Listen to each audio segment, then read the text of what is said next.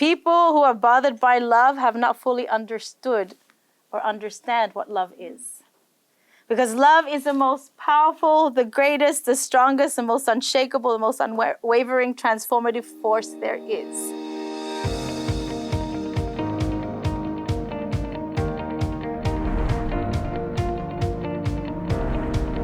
Welcome to the Propel Podcast, inspiration and innovation to grow your church. I'm your host, Larry Witzel. If God is giving you big dreams for growing His kingdom, then this is the podcast for you.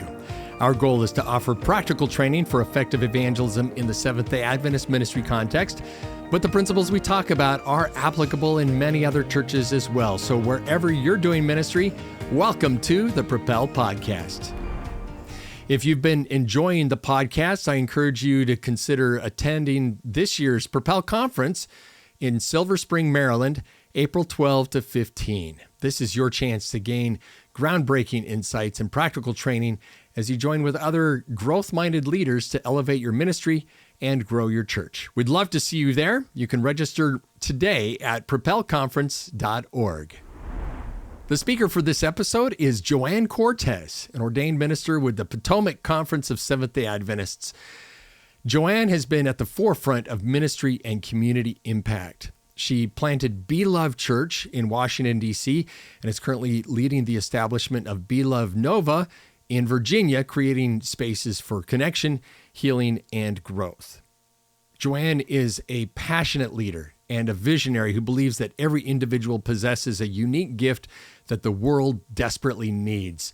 She dedicates her life to helping people uncover their God-given potential, inspiring them to believe boldly, love compassionately, and embrace their humanity, all while trusting God on life's journey. In this presentation, Joanne Cortes shares the importance of love, connection, and community within the church. She emphasizes that love is not just a strategy, but an identity that should be reflected in our actions and interactions with others. She encourages listeners to engage with diverse communities, listen actively, and be present in the lives of others, ultimately highlighting that love is the foundation of discipleship and the essence of being a follower of Jesus. We'll hear from Joanne Cortes in just a moment. Before we get to Joanne's presentation, though, I want to thank Adventist Connect for sponsoring this episode. Adventist Connect, formerly Adventist Information Ministry, is the digital evangelism hub for the North American division of the Seventh-day Adventist Church, offering integrated solutions for interest response and online presence to help churches effectively reach and engage their communities. Their comprehensive services include the Engage Connect Center, immediate response to digital inquiries via messaging, chat, SMS, and phone, connecting people to Bible study opportunities. The Frame website platform, free, dynamic, user-friendly websites for NAD churches and schools. And the Thrive Interest Management System, streamlined tracking and nurturing of ministry connections, bridging media outreach and local congregations. They're doing a lot of innovation there. I really appreciate those guys, and I appreciate them sponsoring this episode. You can visit AdventistConnect.org to discover how their digital ministry tools can amplify your own evangelistic impact and community presence. Okay, here is Joanne Cortes in the Relational Evangelism Breakout track from the 2025 Propel Conference, and her topic is Love First, Speak Second, sharing the gospel through authentic relationships. All right, so to our talk, Love First, Speak Second. I want to share some interesting things with you right now. Check this out. A 20-second hug releases oxytocin, lowering stress and increasing feelings of trust and security. Who have you hugged this week? And if you have, was it at least 20 seconds long? That's a long That's a long hug. But it's good for you. It reduces stress and increases feelings of trust. All right? And security. Laughter strengthens relationships. When people laugh together, their brains release endorphins, deepening social bonds.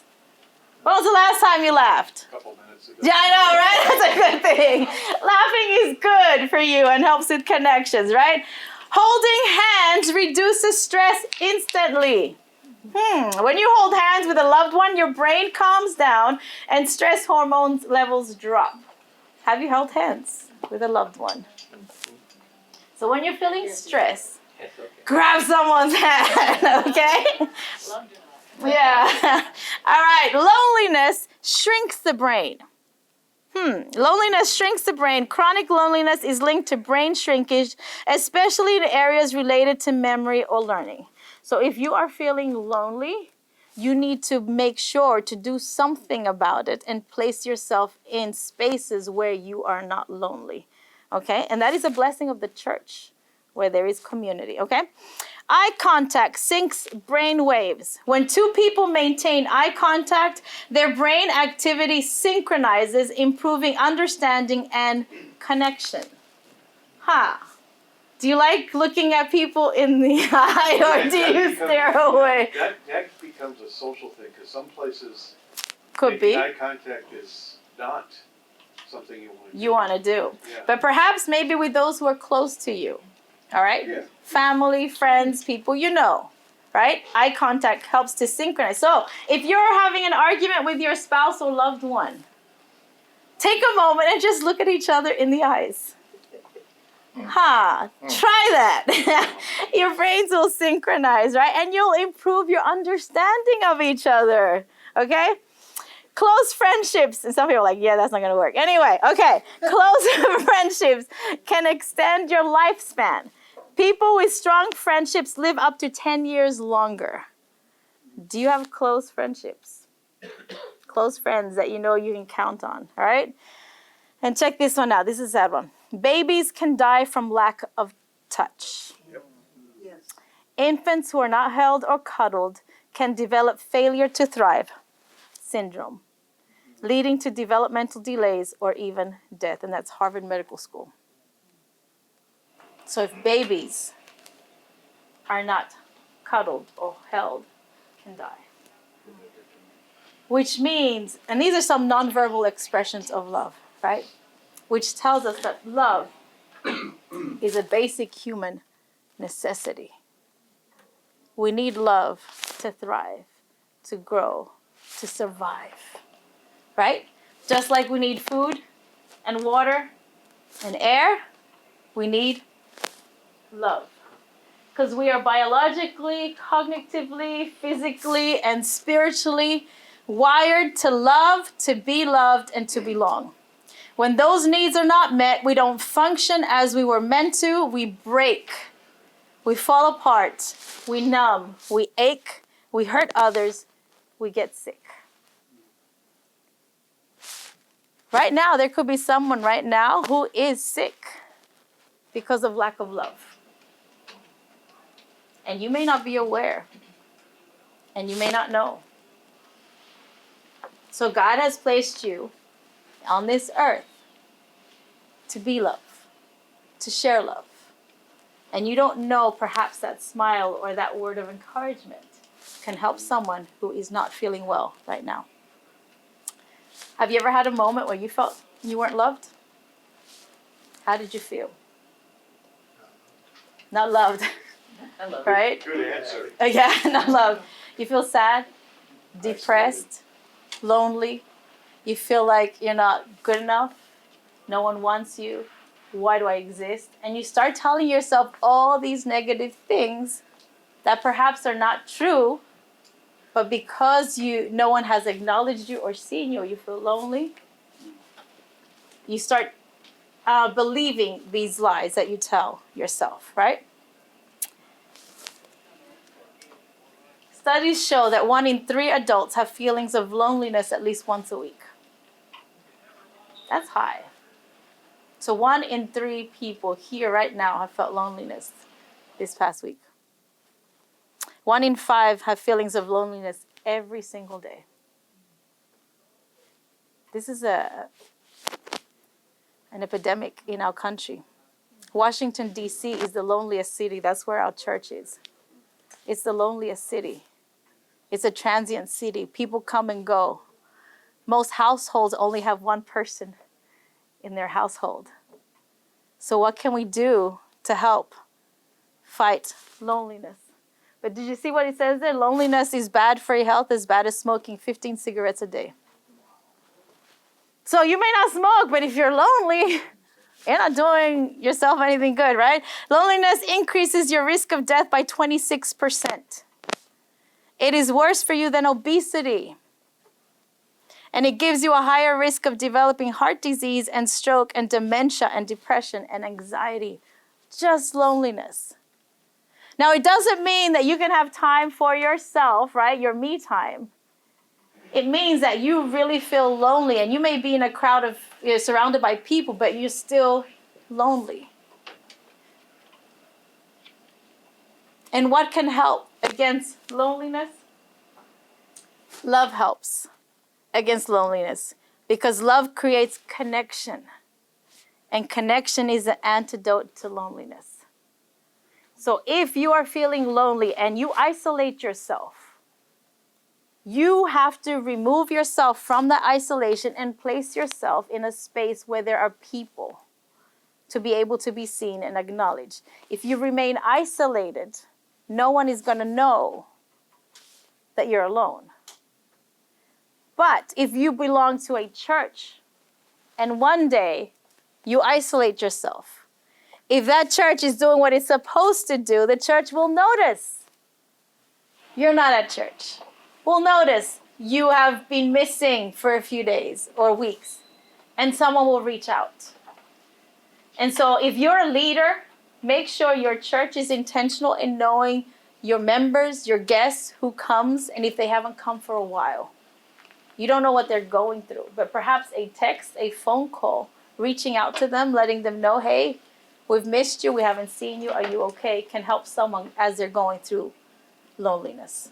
All right, so we need to do our part as leaders, as disciples, right, to help people going through loneliness. But if you yourself are going through loneliness right now, you need to seek help, professional help, and go to church. And find a church where you feel comfortable, where you are seen, okay? Because I do know there are some churches that may not be great for some people. Go find one where you know you are welcomed and you belong, okay? Love.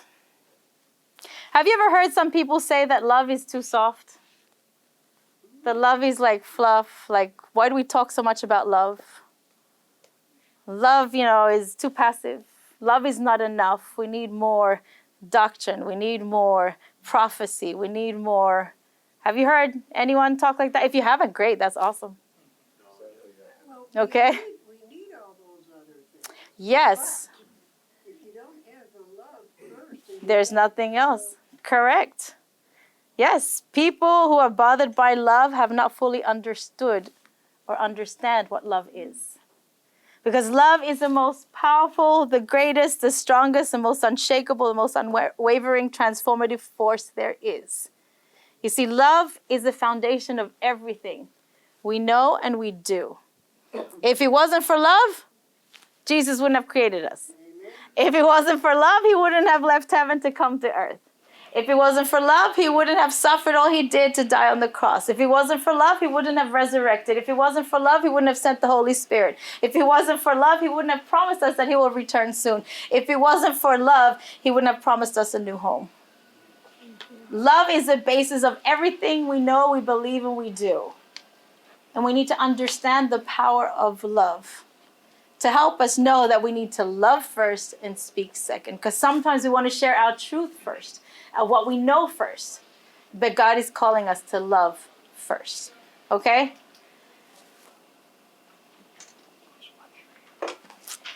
Sorry. Remind me, if you see my hair covering the mic, just tell me, Pastor, your hair. Then I got to flick it.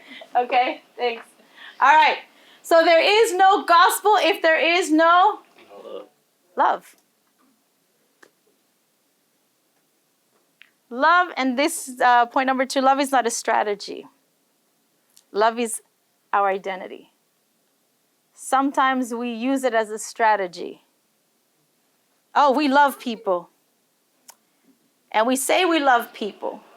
But the moment they walk into our church, we want them to change. We want them to dress differently, to think differently.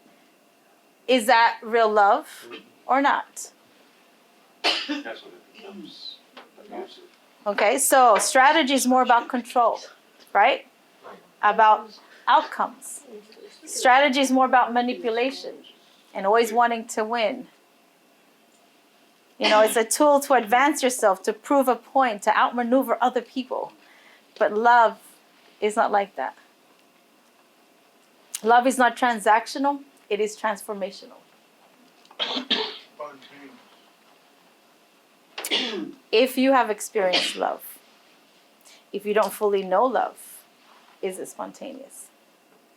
And that's where the importance of knowing God, because God is love, begins, because love comes from God first, right? So love is not transactional, it is transformational. Strategies say, if I do this, I will get that. Love says, even if I get nothing back, I choose to show up anyway. Have you said that lately? Even if I get nothing back, I will choose to show up anyway. I will choose to love anyway.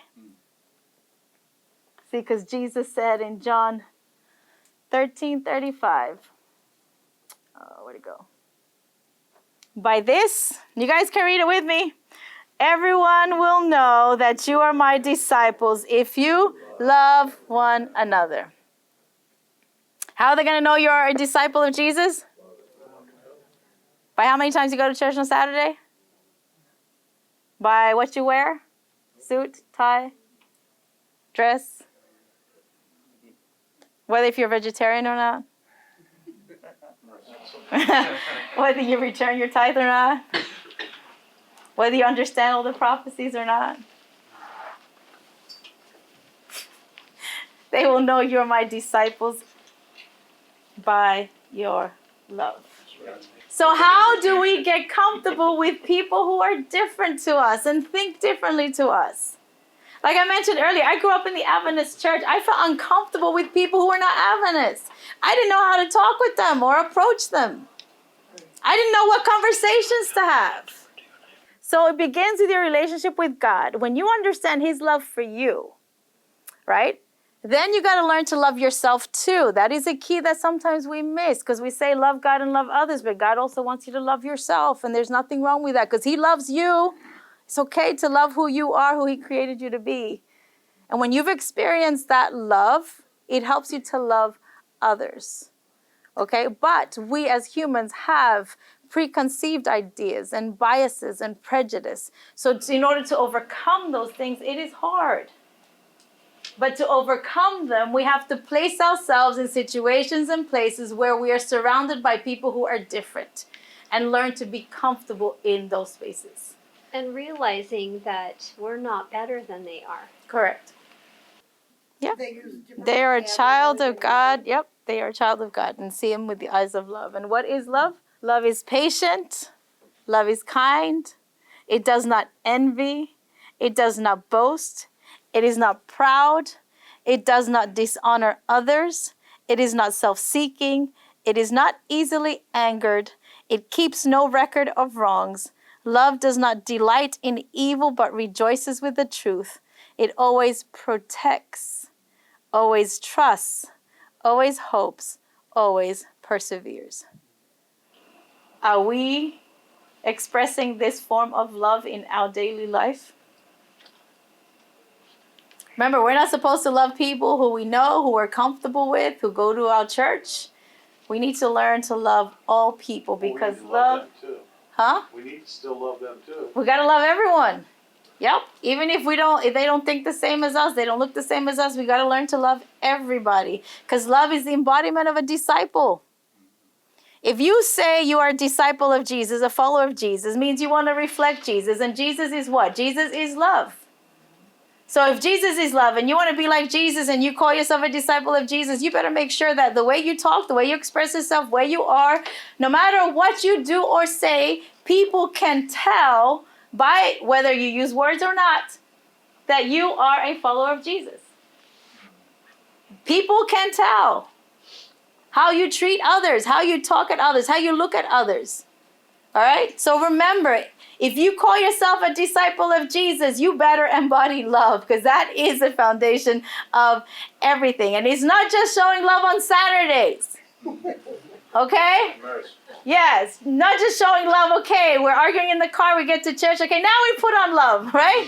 No, we got to embody love every single day of the week. And sometimes it's tough because if you're not getting along with your boss, it's hard. Or a coworker. Or maybe at school there's a student that's bullying you. Who knows? How do you love bullies? That's a tough one. How do you love haters? 20-second hug. 20, 40, we'll go to a minute hug. It's called a bear hug. Just grab him, you cannot go nowhere. Okay, all right? At restaurants, how do you treat waitresses? Respect. How do people know? You don't know who out there may know you. And you are unaware. What if you got upset one day with your child and someone saw you and like, It's tough. I've been upset with my kid in public. Not good. I'm human. I make mistakes. I admit it. I acknowledge it. I got to do better. But if you make a mistake, apologize. Okay? Be quick to ask for forgiveness and to forgive. Because Matthew 25 says, I tell you the truth, when you did it to one of the least of these, my brothers and sisters, you are doing it to me. So anytime you mistreat someone, you're doing it to Jesus. Anytime you judge someone, criticize someone, discriminate against someone, talk bad about someone, reject someone, anytime you do any kind of form of abuse or devalue someone of any kind of way, no, you are doing it to Jesus. Okay? But please know that if someone is abusing you, you don't have to take it. Yep. You can report it. And you do have to have boundaries. Okay? Loving someone does not mean you let them walk all over you and abuse you. Okay? Or take advantage. Or take advantage of you. Correct. All right? So remember that. 12 ways to love first. Of course, we mentioned eye contact. Right? Not staring. Not judging someone. But basically looking, saying, I'm listening, I see you. Okay? Serving without expecting anything.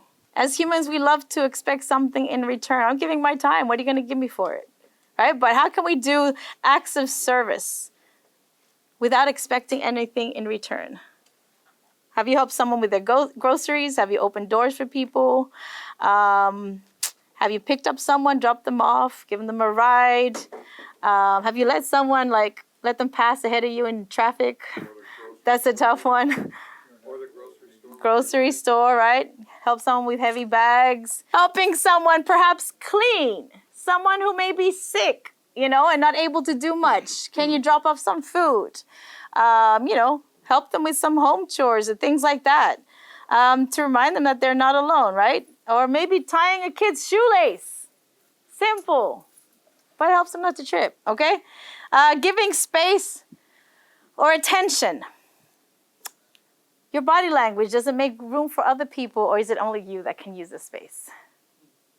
Do you offer people a seat? No, I need to sit up the front. You guys sit back there, right? Or do you give them space to speak? Or can you be the only one to talk? Perhaps giving space or attention means sitting next to someone who is going through grief. They're hurting, right? Showing patience. Or maybe allowing someone to vent, okay? Hey, it's safe enough. You can say what you want to say. It's safe enough. It's okay. Get it out. I'm here for you. Have you ever said that to anyone? Have you been that person where they can just express all their feelings just to get it out for them to be okay? Right? Give your time. Presence matters. Intentional time with people. Spend time with people. But make sure it's a safe person first. In other words, that they're not going to use it against you, right? And that they know what you're doing, that they're not thinking that you're attacking them in the process, okay? Yeah, but true, okay? Be generous, not with just money, with kindness and smiles and hugs. Hugs are good, all right? Protect and stand up for others. Defend the vulnerable. There are people that are afraid to speak up for themselves. Are you willing to speak up for them? All right, stand near someone who perhaps is sitting all by themselves. Have you done that? Have you just gone and sat next to someone and let them know, hey, I see you? You're not alone. Assume the best of people. Sometimes we're quick to judge and assume the worst. Assume the best. Be consistent. Show up every day. Be loved every day in some kind of way. All right, thoughtful gifts or gestures. Leave a coffee or tea on someone's desk. You know, get a donut, Krispy Kreme, and give it to someone, right? Just because, right? Give gifts, little tokens of appreciation, and smile genuinely. Don't force it. Okay? Smile for real. All right, how many have smiled today?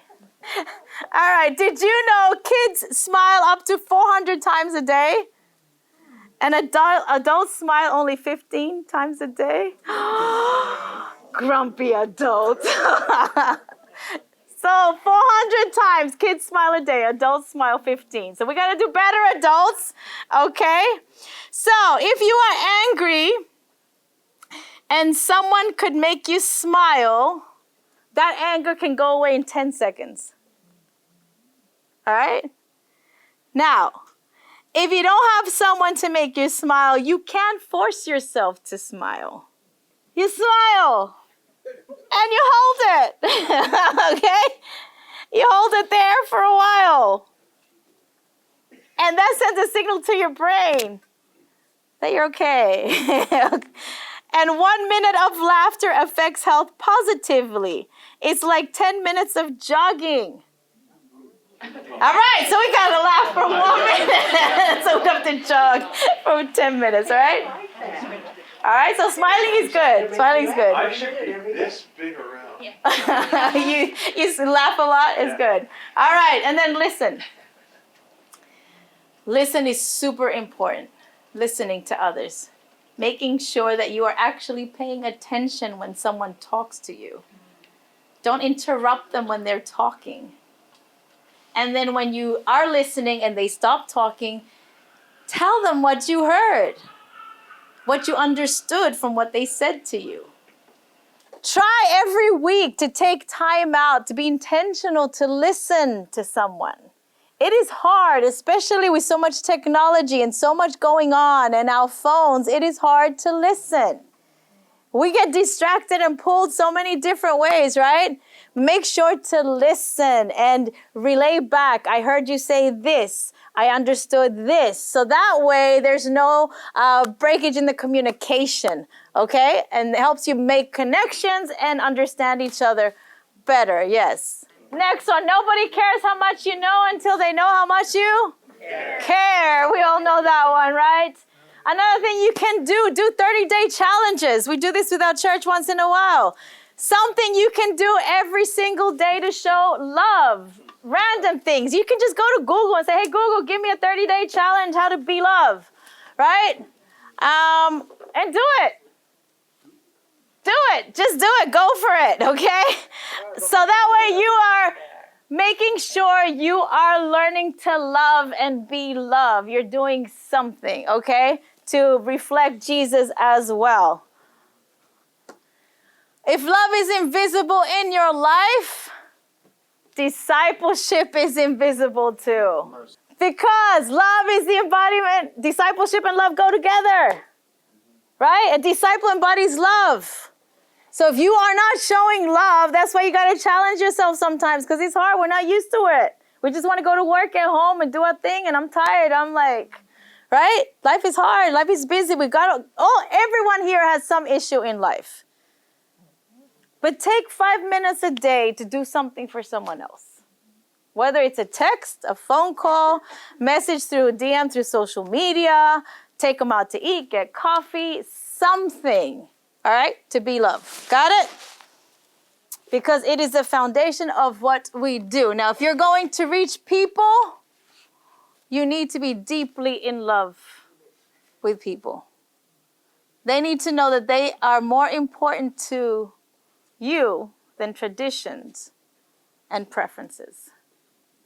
Do you value people above your traditions and preferences? Sometimes, and that's being honest, right? It is hard.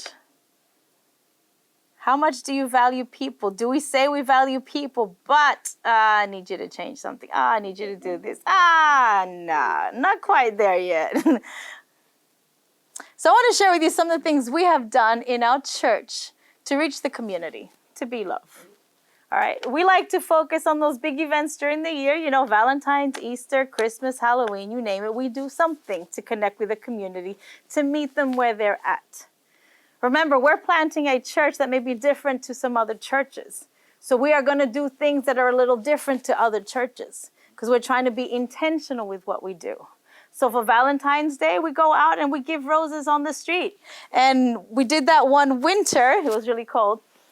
And a lady thought we were, asking for money as we were giving the rose. And we were like, no, we're just giving this just because people always think they got to pay for something, right? It's not free.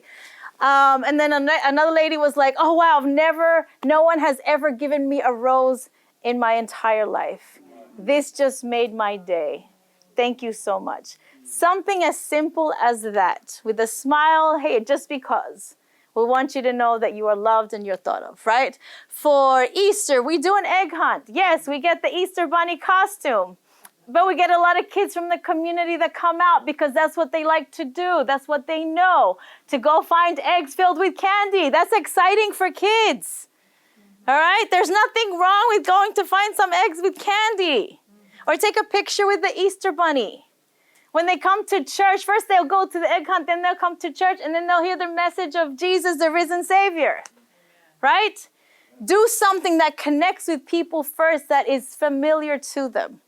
Christmas, yeah, we've got Santa Claus. We do gifts, and we got the Grinch. Grinch read the Christmas story one Christmas, okay?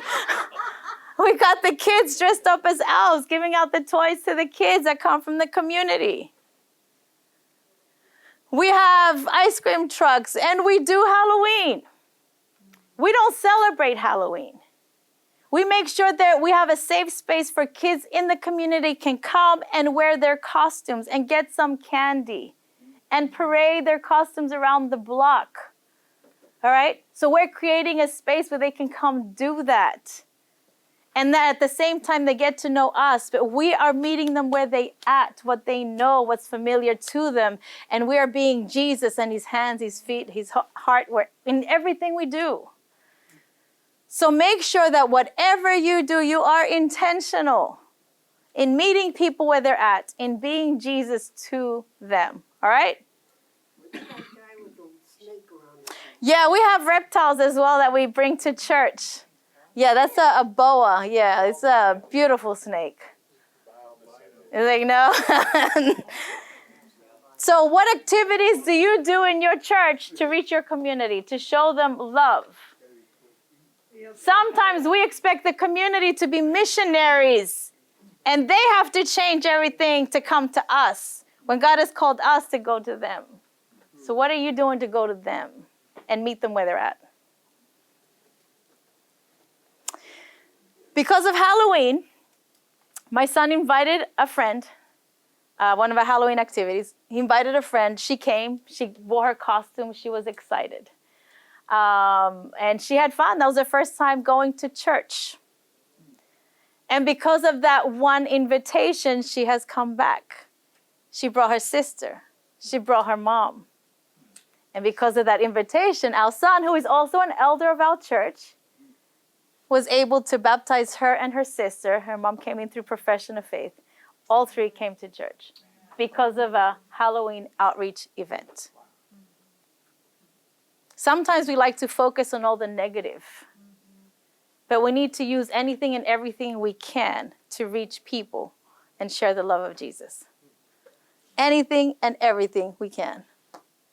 Because without love, we are just noise. Just noise, right? What does 1 Corinthians say? If I speak in the tongues of men or of angels, but do not have love, I am only a resounding gong or a clanging cymbal. So if I say I'm a Christian, but I share no love, it's like, I don't hear you. I don't care if you're a Christian, if you're not showing me any love. It doesn't matter if you're going to church every Saturday, if you're vegetarian, if you're preaching, all the books of the Bible. If you are not showing love, you are just noise. Just noise. Jesus came to show us what love looked like. So what are we doing to do our part to show love? So matter how perfectly you dress on Saturdays, if you're not showing love, it's noise. Doesn't matter how much you know of prophecy and the Bible and how many memory verses you know. If you're not showing love, it is noise.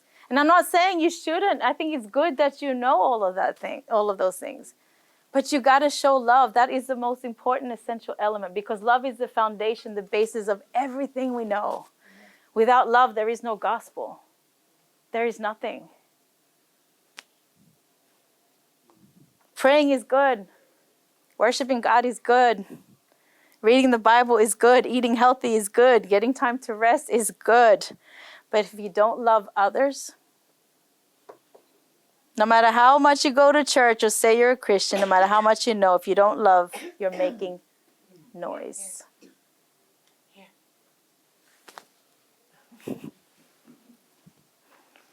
And loving others, God says to love others, right? Love God and love yourself and love others.